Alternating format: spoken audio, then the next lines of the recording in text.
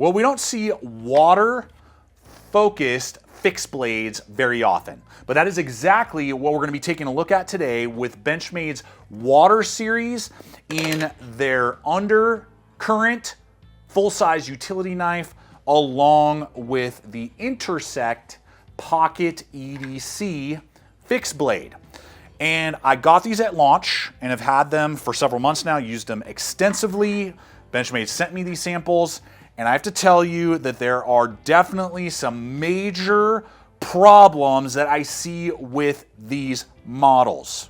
Now, with that said, there are also some great design choices and materials that they went with as well. So, as I always do in every video, I'm going to unpack what I'm liking in the designs and what makes sense, and some major, things that I think need to be changed and adjusted if Benchmade wants to keep my interest and users like me, and like you probably, invested into the idea of this Water Series.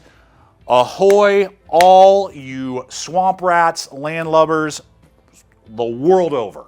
From coast to coast, ocean to ocean, all around the planet. Welcome back to another gear review here at Gideonstactical. I am Aaron, and we are going to have a blast today breaking down these two blades. And we're going to start things off with the Undercurrent. Now, what I really liked out of the gate with this blade is that they didn't give us like a blunted tip. Now, it is a pretty aggressive sheep's foot design, so it does drop pretty significantly, but it still has some piercing capability. A lot of water-focused knives that are out there end up being like dive knives. I wouldn't call this like a dedicated dive knife, though you may want to use it that way. And they didn't do that. They didn't go the full Monty into that category. They gave us still some piercing capability, so you can still pierce packaging, get through stuff, and do that type of thing. But it's not like a vicious. Hey, look at this little baby. Clip point right here. That, I mean, if I use this around a dinghy or like an inflatable something, and I mean, if it just crosses against it, drags against it, then I mean, I could puncture, like, put a pin prick in there, and then we're deflating and drowning. And you don't want that. So this gives you some extra security without completely losing the piercing capability of this utility knife. Now, at 4.3 inches overall, about 4 inches overall cutting edge, what they really did nicely is they did give you a combo edge, which, as a person who lives in a landlocked state, I don't have a lot of water around me. I more have creeks, rivers, and a couple lakes. And so I tend to go with just plain edge, but I see the value in a combo edge in scenarios where there's lots of man-made material like cordage, rope, zip ties, netting, and that's what this knife is designed to be around. And what I like is that they gave us basically 2/3 plain edge on a saber grind, and then they gave us 1/3 serrated. Very good. So you still get a lot of plain edge to work with, but you still have some of those serrations that will absolutely dominate through cordage and man-made material and zip ties and all those things. And what's really nice is they did a good job with like the teeth selection so that you can use something like this SHARPAL sharpener, previously reviewed here at the channel. Uses ceramic rods and diamond rods and leather strops, and the whole sharpening apparatus actually fits in the handle. So very portable, great to throw on your dinghy or on your boat or whatever it may be.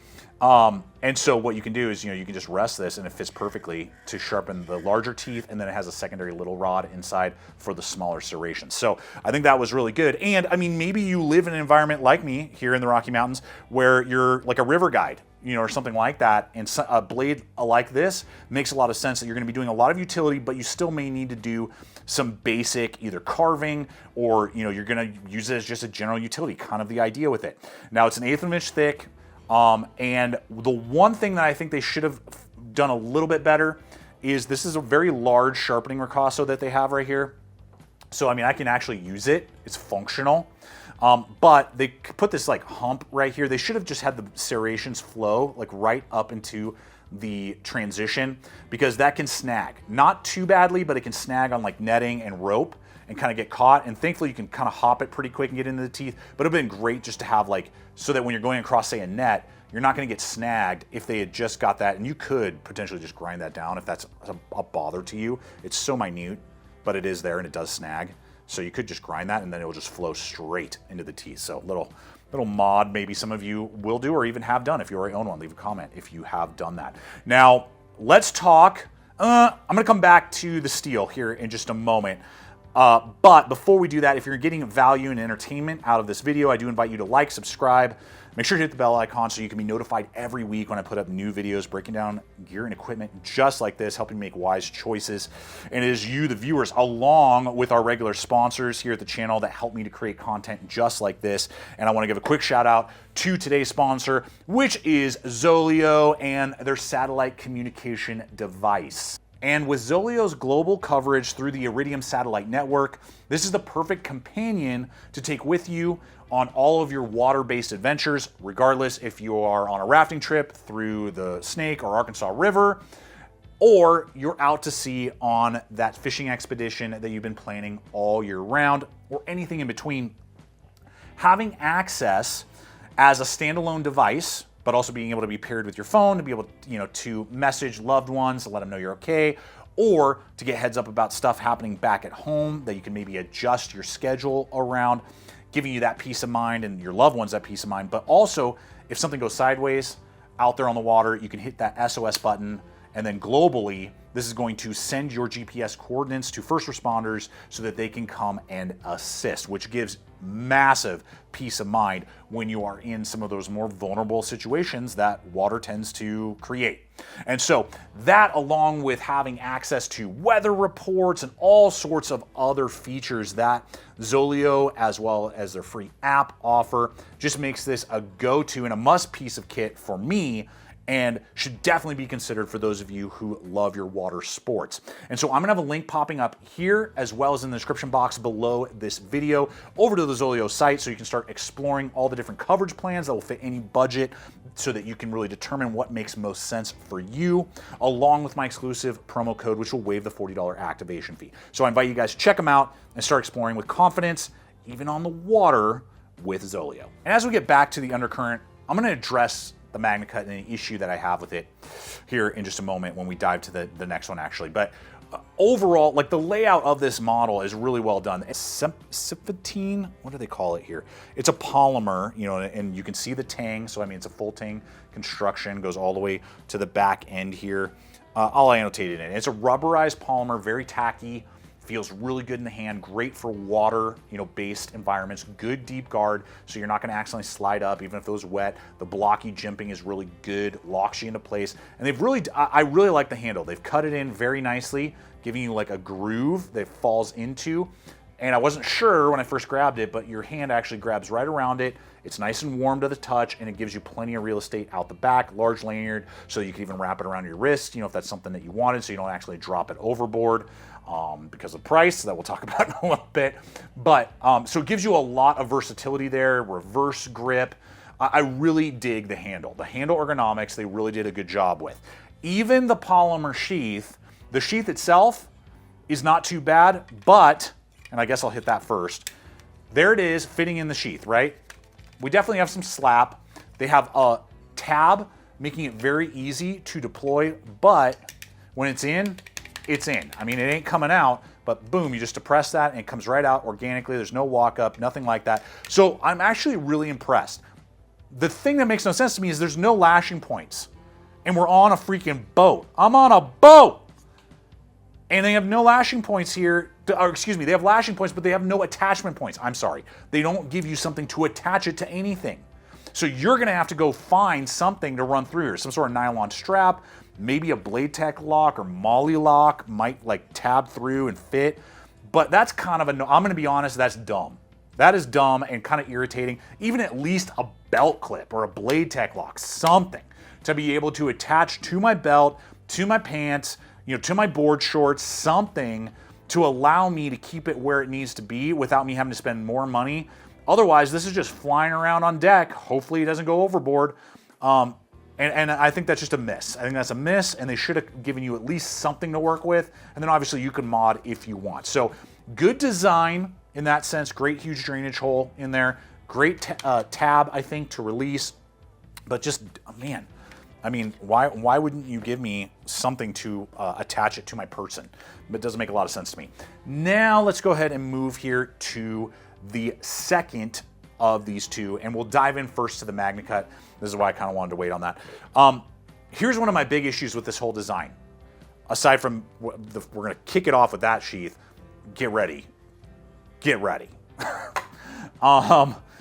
So they do 60 to 62 on the Rockwell scale hardness for MagnaCut. Now MagnaCut can easily go up to like 62 to 64, and more companies are starting to do that. As a quick example, here is the USA made White River knives, MagnaCut, backpacker. This is the M1 Pro.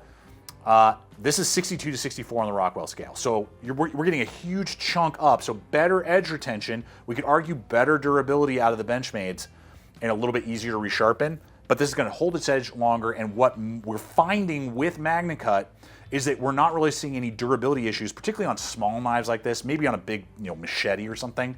But on a little knife like this, that you're not, don't treat your knife like a screwdriver. But a blade like this is going to have better edge retention, and you're not going to lose any of really the durability on this level that we're going to see, in usage. That's me. That's my mileage. Your mileage may vary. Leave a comment below. Let me know your thoughts, and let me know your thoughts on MagnaCut in general, and whether or not you're digging the 60 to 62. So I just think they're not using it to the full potential.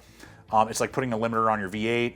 Or something like that. You bought a supercar, you bought a super steel, but you're not getting the full potential out of it. They're throttling your capability.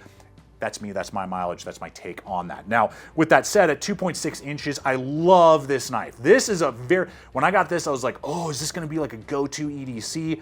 Again, about 1/8 of an inch thick, so robust, but we have a good precise tip, great little bit of belly.